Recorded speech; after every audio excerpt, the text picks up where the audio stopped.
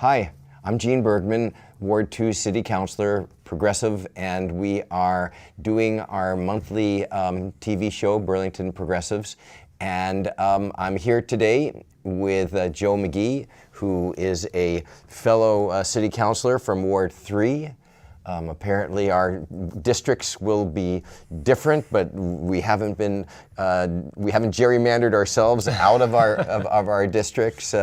The governor signed that legislation, I think, today. Yep. So there'll be some real changes, and we're going to talk about the proposed change to the motel program, because we have, as the news has been very clear, this major crisis. So, Joe, you have been our lead counselor on this, and how about you just sort of frame the issue? Sure, yeah, absolutely. So for a number of years now, the state has housed nearly 3,000 Vermonters using an expanded general assistance program, which is the program where folks are able to access vouchers to use at hotels and motels. Vermonters who are experiencing homelessness are able to access those vouchers to be sheltered. And the state budget that was passed at the end of the legislative session just a couple of weeks ago made the decision to end that program.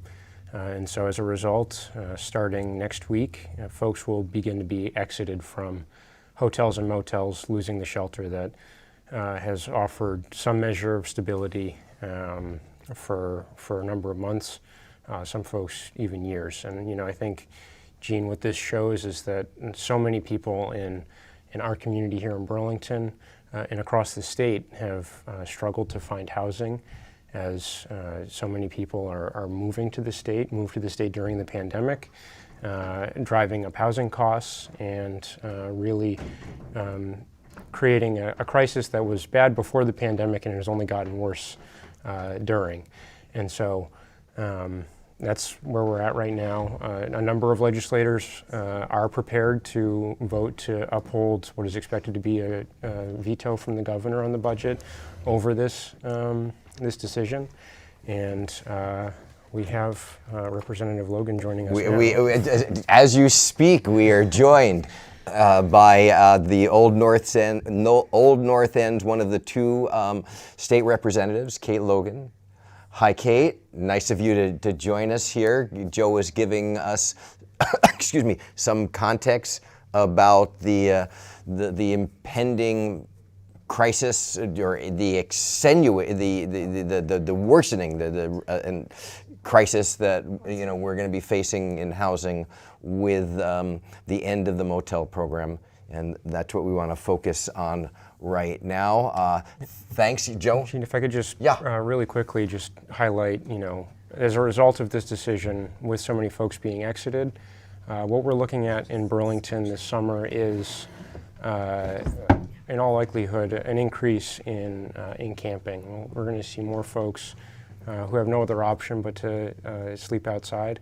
And so the budget that was passed allocated $12.5 million that could be used to help people buy tents. And I want to be clear, because there have been several news stories that have suggested that myself and others are pushing policies that would just allow people to camp in our parks. And that really isn't the case. What we're looking at here is acknowledging the reality that people are going to be sleeping outside, and we have a moral responsibility to do what we can to provide services and support to folks in the best way possible that acknowledges that our service workers have been burned out, are burned out, and if a number of people are forced back out onto the streets, we're going to be stretching our systems of support beyond their capacity. I mean, what you speak of is the fact that, people live somewhere, and that is in a town, it's in a city. So we get to deal with it as city councilors, we get to deal with it as residents. Much has been made of the fact that this is a state problem, as if somehow things aren't linked together. But Kate, as a state representative, and this was your first term, so we don't have a lot of time. One day maybe we'll talk about what that experience was like in this, but from your perspective, what is going on at the state level, at the legislature, the way that the governor's administration dealt with it leading up to it? Why are we in this mess? Clearly Burlington didn't create it. So. And Burlington is not the only place that will experience the sharpest impacts. Currently, 20 to 25% of those living in hotels are in Rutland County. Bennington County also highly overrepresented. There was a relatively low participation of hotels in Chittenden County in the program. So in essence, we have offshored our unhoused population and our housing crisis to other parts of the state. And so Burlington should certainly expect to have to take responsibility as we address at least one round of exits from the with the new eligibility criteria from the GA Emergency Housing Program beginning next week. 766 households will be exited. I've spoken with, but to answer your question, what's happening at the state level? What's happening at the state level is that the legislature, the administration, now that federal funding has largely ended for this program to continue it the way that we had been during the pandemic, the administration, as well as the majority of the legislature, agrees that the program needs, without federal funding, we've extended the funding from March to July, and that was as far as we should go, and the tens and tens of millions of dollars that we were spending, $8 million per month was one of the numbers that I heard, was that we should be taking that money and investing that into building the long-term permanent supported housing, affordable housing, and emergency shelter throughout the state. Sure, the perfect solution. The perfect solution. But what I think is really happening, and I'm seeing the administration from my position working in the homeless services sector, advocating and supporting agencies who serve homeless and runaway youth. The agencies in the administration are talking to me now. They were not? They weren't, no. During the legislative session, very few practitioners were being called in and treated as experts on the problem. What I think is happening is people who are quite detached from reality and the experience of everyday Vermonters. So many of us are struggling with housing security. This program is just a Band-Aid on that problem. But so many of our legislators cannot relate to the experience of being housing insecure. They simply cannot. They own property. Many of them are landlords. They don't understand the experience of being unstably housed. They certainly have never experienced homelessness. They don't understand the way that our services networks work. They don't understand what a continuum of care is. They don't understand what a local housing coalition is. They don't know the social services sector. They don't know how poorly staffed it is. They don't know the chronic funding. So these are legislators that are faced with dealing with budgets. But you've got an administration which has got a huge bureaucracy, departments, that are charged with housing people, charged with dealing with mental health issues, charged with the health and safety of folks who are having substance use problems, the range, youth, right? They could have Are you put saying a plan that they were asleep at the wheel and just failed to to plan and failed to what? They work for the governor. They weren't authorized to put a plan together because the administration stated what was going to happen. So, Which was, just to be clear. well, in the initial Budget Adjustment Act, Governor Scott was fine with the program fully and abruptly ending at the end of March. So the legislature... End the program, people take care of yourselves. It'll self-resolve. It'll self-resolve. People will go where they The administration isn't saying that anymore, by the way. We've done a good job of making sure that people are aware of the practical difficulties that service providers, as well as people living in the hotels, are facing right now in trying to problem solve around this transition. What we have been advocating for, there's been a broad debate. Many folks were saying, just keep the program going.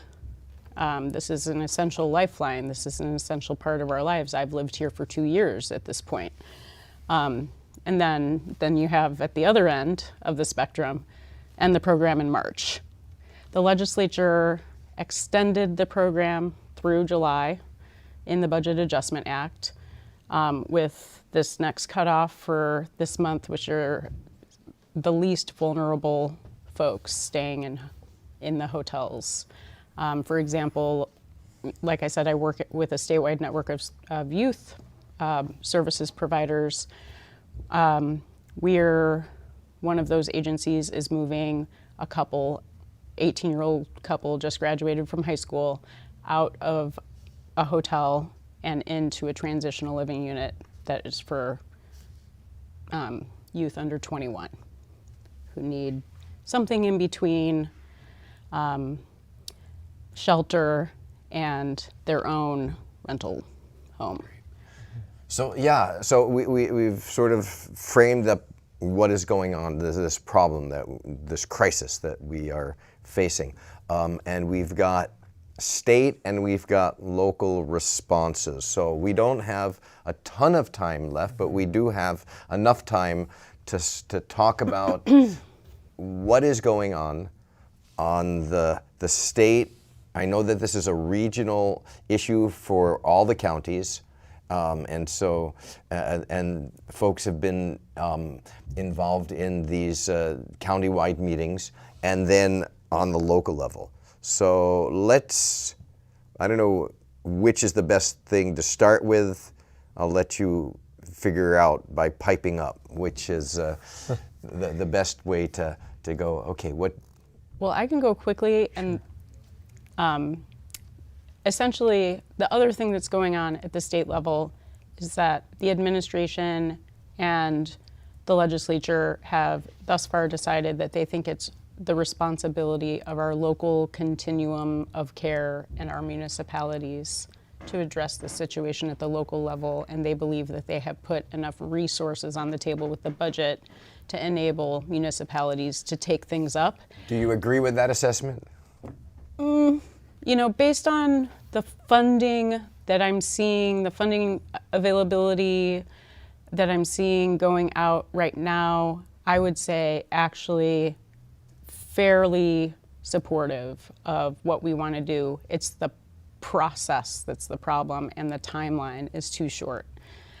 So it essentially just passes the buck to municipalities and to county level housing coalitions to put a plan together, which is why, I'll kick it over to Councilor McGee at this point and back them up by saying that there will be, if the budget passes and we evict another 2,000 Vermonters at the end of June, we need places for people to camp. Well, and this is in a time of a housing crisis for people who are working 2 or 3 jobs. You were saying this before, Joe, before Kate came in. Working people cannot afford housing, and there are a lot of reasons for it, not the least of which is we are a low-wage state. Oh, yeah. Public Assets has made that clear. So Yeah. We don't have available housing. We don't have available shelter. Period. Anywhere in the state.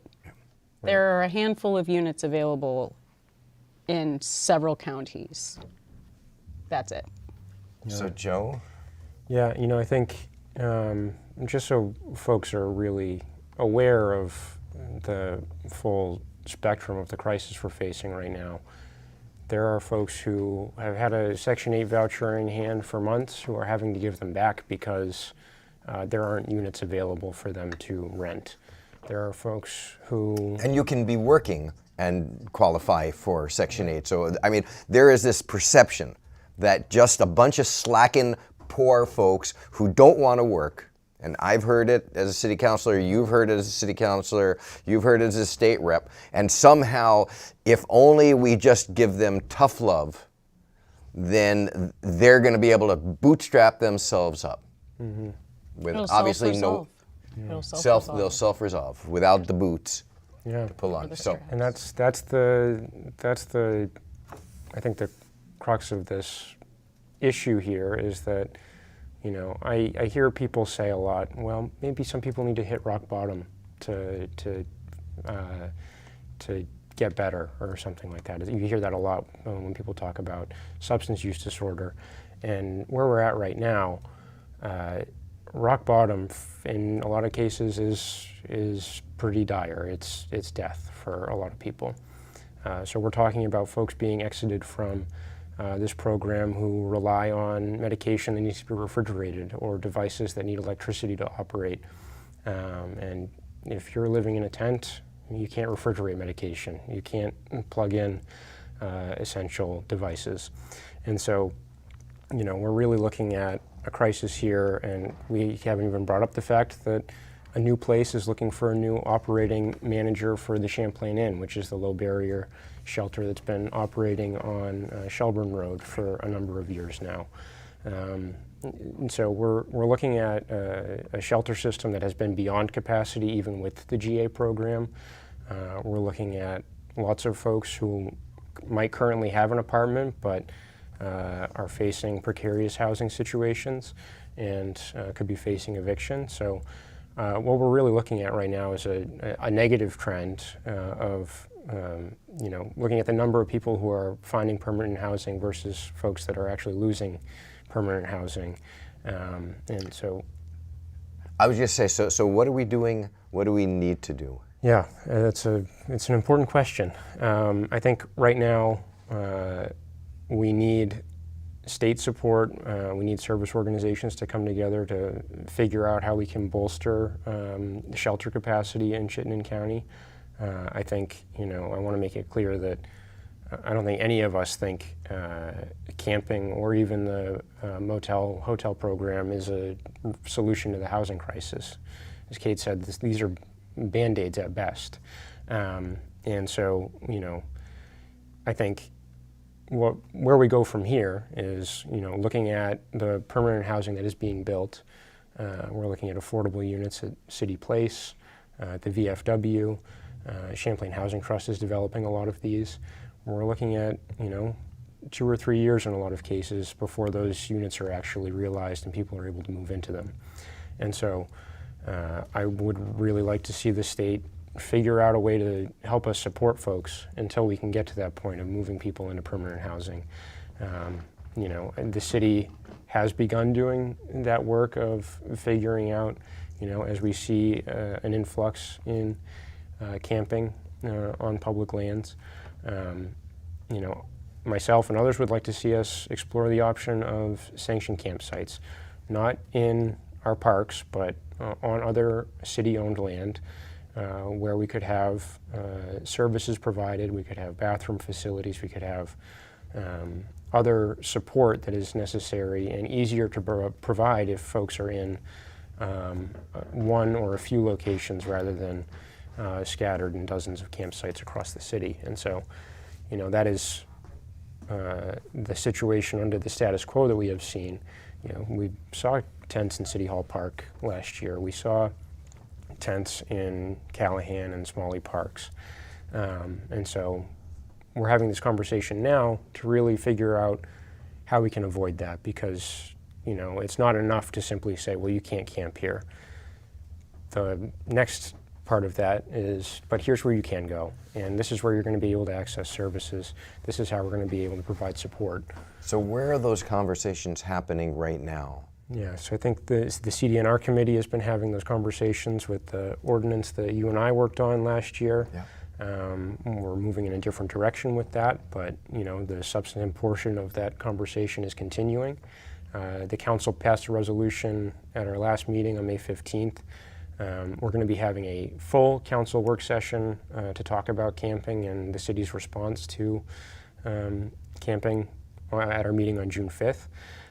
So that is really going to be an important venue for us to talk about, what is going to continue to be an issue for the foreseeable future. And on the state level, Kate, or on the county level, what's going on? Well, the local response funded by the state and other sources is happening at the county level, but I would say county level.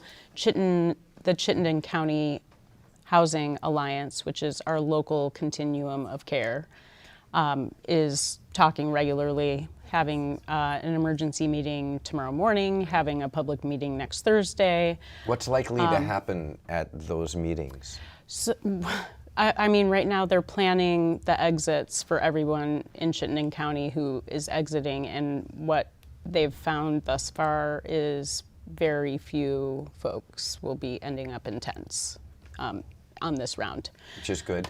It is good. There are places for people to go.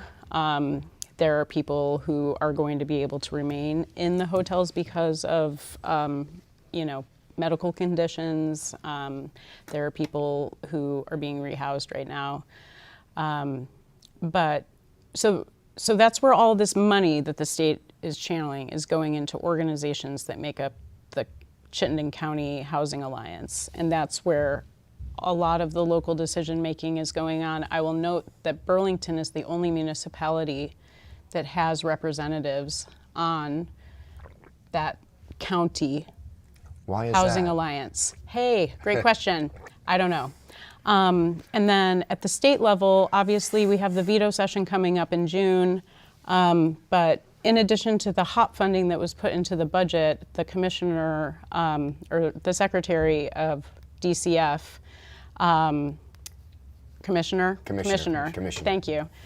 I'm tired. Yeah. I was late today because I'm writing funding proposals for youth services organizations, because the commissioner of DCF put out a memo on Monday of this week saying, hey, by June 1, get us a letter of interest letting us know what you need. So this is in addition to that housing opportunity program money that got put into the budget. We don't know where the funding is coming from, although we have been, the coalition of legislators who voted no on the budget, have been very helpfully pointing out places in the budget where funds could come from. The DCF has said, hey, we welcome additional proposals for emergency shelter and various other forms of response to this situation. Those are due next Thursday. So, and like I said, in my role directing a statewide network of youth services providers, the agency has the Agency of Human Services, the Agency of Administration, and the Agency of Education have all been engaging. Excellent. Well, that's good. It's not any indication that things are going to slow down, but I've also been talking with money folks who have said that as folks exit the hotel program, that means the amount of resources for the hotel program expands. And so that means for some of the most vulnerable folks who are still residing in hotels at the end of June, it's possible that their stays could be extended. Okay. So people are trying to work on a lot of small solutions, but it doesn't fix the overall problem, which was that the timeline given for this transition was unjust. Way too short. And inhumane. So we have about 4 minutes left, which gives us enough time for each of you to tell folks what is most important for them to know about this issue right now. Yeah, that's it's a tricky question, but I think, you know, I want folks to know that we are working on solutions. We are doing what we can to make the best of this, and it's a pretty dire situation, but I think, you know, the conversations are happening, and we have to do the best we can with the resources that we have to support folks. And so, you know, counselors and state representatives are in communication about how we can collaborate on this going forward, and so I do want folks to have some assurance that these conversations are happening, and we are doing our best to make a plan. And Kate? Yeah, thanks. I think what folks need to know right now is that this is not just a Burlington problem. It's a Chittenden County problem, and it's a problem in every county in the state. In my role, I know what's going on at the local level in every county in the state, and there is no housing available and there is no shelter available. The waiting list for those who already qualified for housing assistance programs is long. Folks are getting housed, but it's taking some time. So our community is going to be receiving a considerable amount of resources in the coming months and years to address this issue, but we are going to have a plan locally, and your state representatives in Burlington and your city council are going to be working with the Chittenden County Housing Alliance to put a plan together and communicate with the community as soon as we can and ensure that we have a safe and humane summer for all those who reside in Burlington. Thank you. Thank you both. It's a really hard task to make a reality of the value that housing and being housed is a human right. And to do that in the face of crises with an insufficient social safety net and a low-waged workforce, it requires us to be looking at building an economy that is based on solidarity, based on these basic principles that say that all of the basic needs are human rights, and we need to fund them, and we need a tax system that's going to do that, that's based on people's ability to pay, right? And right now we have a regressive, it's progressive for comparatively so, but it is not one that's like that. So we've got a lot of work to do. It's, I think, why the progressives are here. And I'm very happy to be part of this party and part of this movement with both of you, because I think that the value that we've all contributed is really significant. So thank you for taking this time.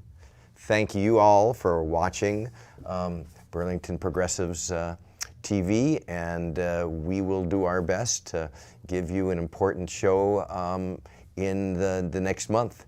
Thanks. Have a great night.